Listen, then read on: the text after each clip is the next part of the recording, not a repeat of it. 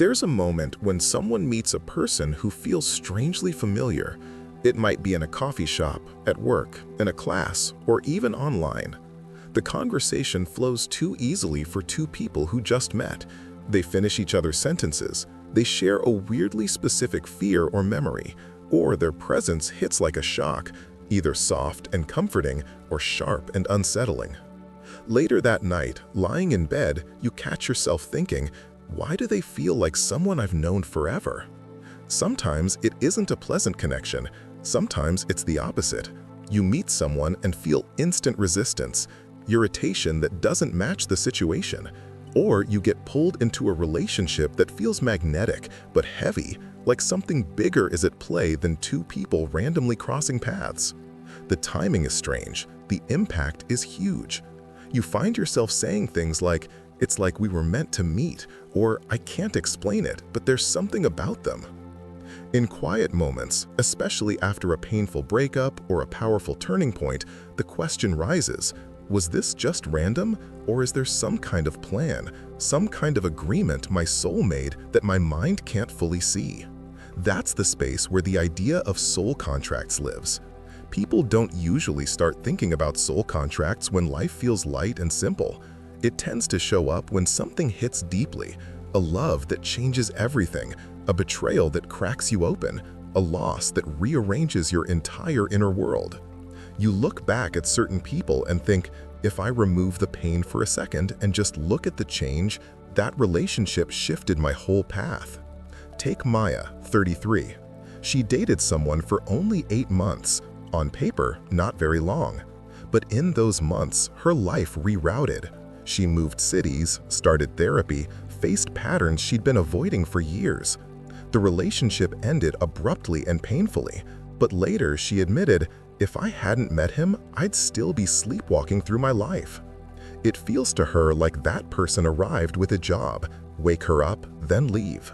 Or think of Leo, 40, who never planned to be a parent. Then his sister passed away unexpectedly and he became the main caregiver for his teenage nephew.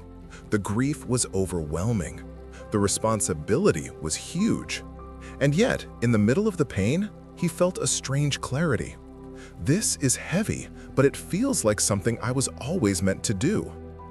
He started wondering if there was some kind of agreement in place before any of them got here.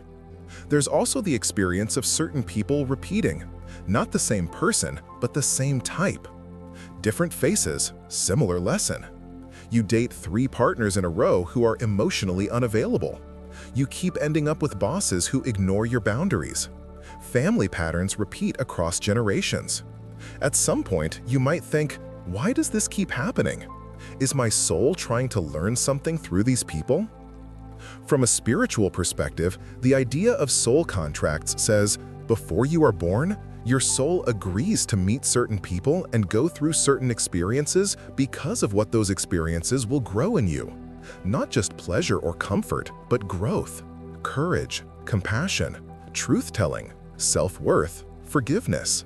From a psychological perspective, this idea overlaps with how we talk about patterns, projection, and meaning-making. Without using big words, here's the simple version. The mind is always looking for stories that make suffering feel less random. Soul contract is one of those stories. For some people, it brings peace. For others, it feels like a way of blaming themselves for pain. Did I choose this horrible thing? It helps to break it down more gently. Think about childhood. A girl grows up with a father who is warm one day and cold the next. She learns to work hard for crumbs of affection. That's her first contract, in a sense. Not made consciously, but enforced by reality. If I overgive and overadapt, I get love. If I say no, I lose it. As an adult, she finds herself drawn to partners who feel familiar. Not safe familiar, but familiar familiar. People who are inconsistent, who keep her chasing. A spiritual lens might say, her soul keeps calling in these partners to heal the original wound. A psychological lens might say, her nervous system is wired to see inconsistency as normal, so she recreates it. Lenses are trying to describe the same repeating pattern. A boy grows up feeling responsible for a parent's emotions. When his mother cries, he comforts her. When his father rages, he calms him. He becomes the peacemaker. As an adult, he attracts people who are chaotic, needy, or unstable. A spiritual lens might call this a soul contract around learning boundaries and self-worth. A psychological lens might call it codependency and learned caretaking. Again, two languages pointing at the same lived experience. So, do soul contracts exist? There isn't a scientific way to prove or disprove them. What exists for sure is this: people experience certain relationships as deeply meaningful, timed in uncanny ways, and strangely connected to their inner growth. People also find comfort in imagining that their pain isn't random, that somewhere, some part of them chose to grow in this specific way. Where it becomes helpful or harmful depends on what you do with the idea. If the concept of a soul contract helps you see a painful relationship as a catalyst instead of a pure disaster, that can be powerful. Instead of only thinking, "They ruined my life," you might also think, "Through this, I learned to stand up for myself." It does not excuse their behavior. It adds another layer. This hurt, and I can choose what I grow from it. But if the idea of soul contracts turns into, "I must have chosen this abuse, this harm, this trauma, so I'm to blame," it's no longer healing. That's where psychology and basic self-respect say, "No, you did not deserve cruelty. You are not responsible for what someone else decided to do with their free will." So how does this show up now in daily life? You might look at your relationships and notice patterns. The people who feel like instant home. The ones who feel like instant fire. The ones who feel like instant threat. You might notice that certain souls, friends, partners, even coworkers, seem to arrive right when you're on the edge of a change. A friend appears at a time when you're finally ready to leave a toxic situation and offers you a couch to stay on. A difficult boss pushes you so far that you finally learn to say no more and change careers. A short relationship breaks your heart open and makes you rethink everything about how you love and how you abandon yourself. You might find yourself asking, "Why does this person bother me so much?" A calm coworker who never raises their voice triggers your deep impatience. A confident friend who speaks their mind makes you feel jealous and annoyed. A partner who withdraws when upset leaves you panicked and chasing. In each of these cases, you're reacting not just to them, but to your own unhealed places. A spiritual lens might say, their soul agreed to play this role so you could see your own wounds more clearly. Psychologically, it's projection and triggering. Parts of you get activated, and the other person becomes the mirror. The cost of staying stuck is real. If you see every painful connection as just bad luck or just my fate, you might stay in harmful situations longer than you should. If you see every difficulty as a soul contract you have to endure, you might tolerate things that don't serve your growth at all. On the other hand, if you only see relationships as random and meaningless, it can be harder to extract lessons from them. Your experiences become something that happened to you, not something you can grow through. Here's a gentler reframe. You don't have to know for sure if a soul contract really exists between you and someone else. You can still choose to treat each important relationship as if it carries an invitation, not always comfortable, not always kind, but always full of information about you. That means anger isn't just bad energy. It might be your soul or your deeper self saying, "A line has been crossed, you need to protect yourself." Jealousy isn't proof you're a terrible person.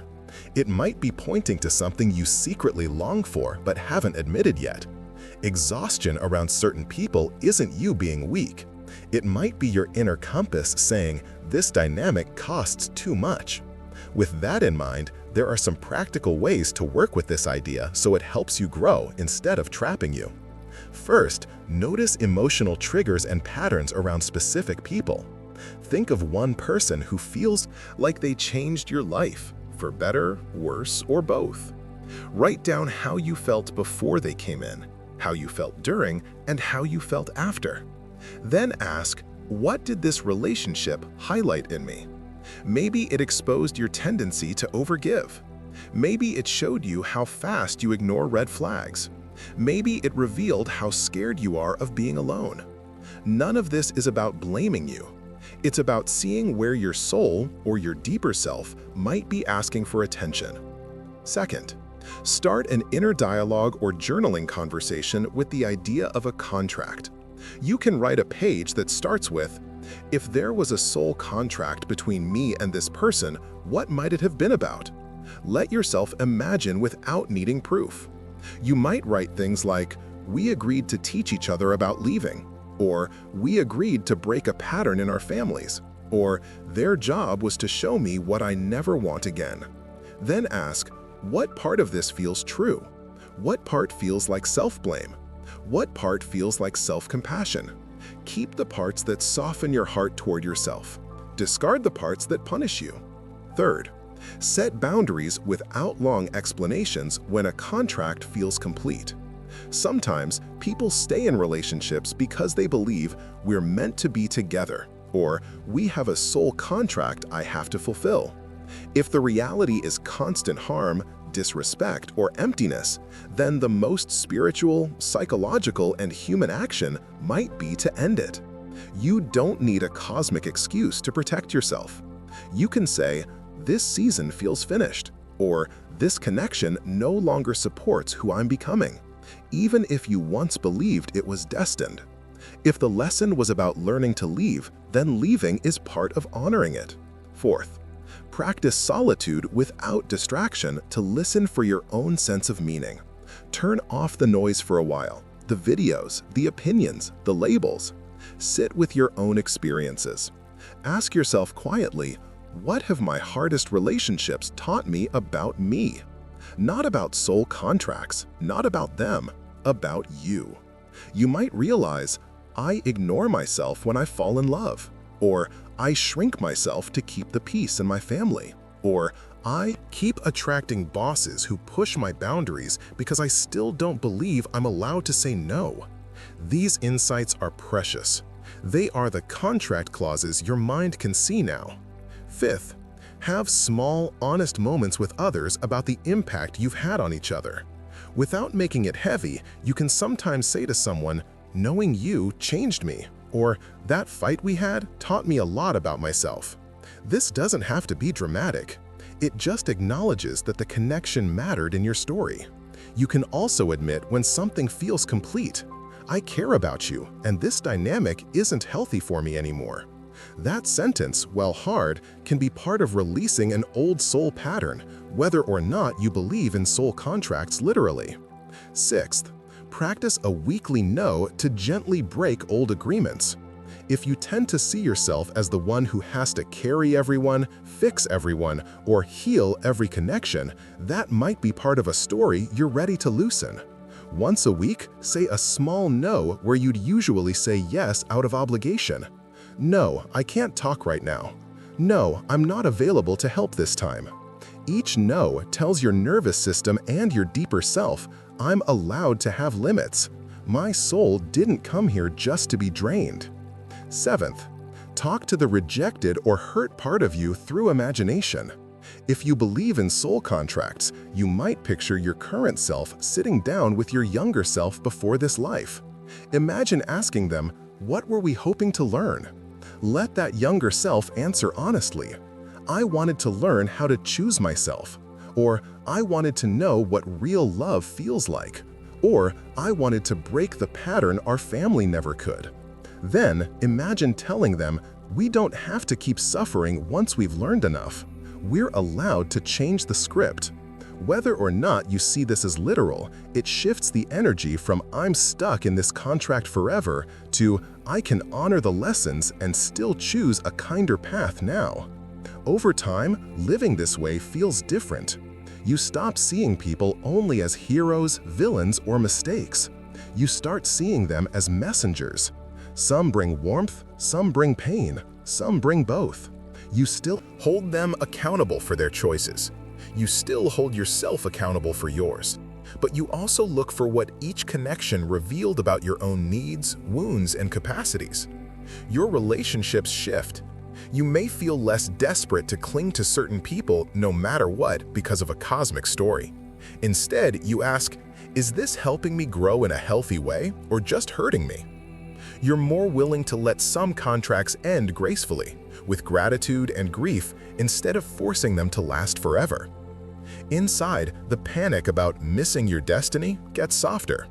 You realize that if soul contracts exist, they probably aren't fragile lines you can mess up with one wrong move.